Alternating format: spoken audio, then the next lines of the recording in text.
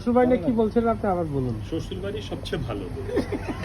শ্বশুরবাড়িতে গেলে জামাইকে যেভাবে আদর করে, আপ্যায়ন করে, এটা আর অন্য কোথাও করে না।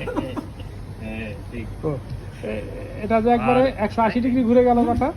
আর আপনি একটা জিনিস মনে রাখবেন যে মরার পরে আপনার ওয়াইফ চিন্তা করবে আপনার কোথায় জায়গা সম্পত্তি আছে, কোথায় কি আছে।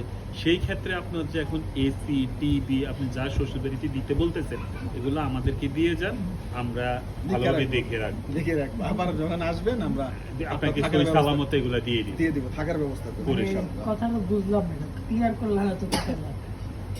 তুমি কোনটা ক্লিয়ার করতে চাচ্ছ? তুমি ক্যামেরা ওইদিকে ঘুরাও, কি ক্লিয়ার করতে চাচ্ছ বলো। আমি তো ক্লিয়ার করতে চাচ্ছি, ক্লিয়ার তো তুমি করবা। বলো তুমি যে কথাটা বলছো ওটা ক্লিয়ার করো।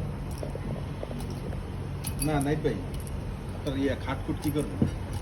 খাট, সোফা, মানে কি এটা লাগবে তুমি? সব বিলায় যাবো, হ্যাঁ সব বিলায় যাবো। তো দেন, আমগো দেন, শ্বশুর বাড়ি বিদায় দেন। কি বলছ বন্ধু? হ্যাঁ। আমগো দেন, আমরা নিয়ে আসি। আপনি শ্বশুরবাড়ি দিলেন কিন্তু তাদের মেয়েরে তো এমনি আপনি খাওয়াইতেছেন, খাওয়াইতেছেন, অস্ট্রেলিয়া নিয়ে পড়াইতেন যেতেছেন। আছে। আপনি সন্ধ্যার পরে কোথাও যান না, তার জন্য রান্না করেন বাসায় বসে বসে। আপনি এইগুলা করতেছেন, এরপরও কেন আপনি আবার এইগুলো দিয়ে যাবেন? আবার সাথে করে অস্ট্রেলিয়া নিয়ে যাচ্ছে। আবার সাথে করে অস্ট্রেলিয়া নিয়ে যাচ্ছে। আচ্ছা, এই ভিডিওটা ভাবিরে একটু পাঠাই দিব আর কি হোয়াটসঅ্যাপে।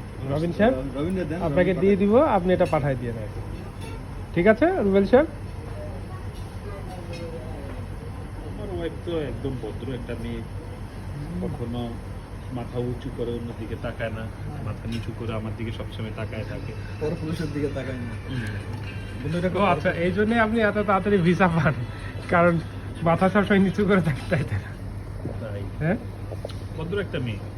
আমি তাকে আমার ভদ্রমে ফোন দিচ্ছে। ওই যে আর বউ দিয়া ফোন দিয়েছে, এখন ওকে একটু আপনি ভিডিওটা বাড়েন। আর তুমি কই দোকানে না?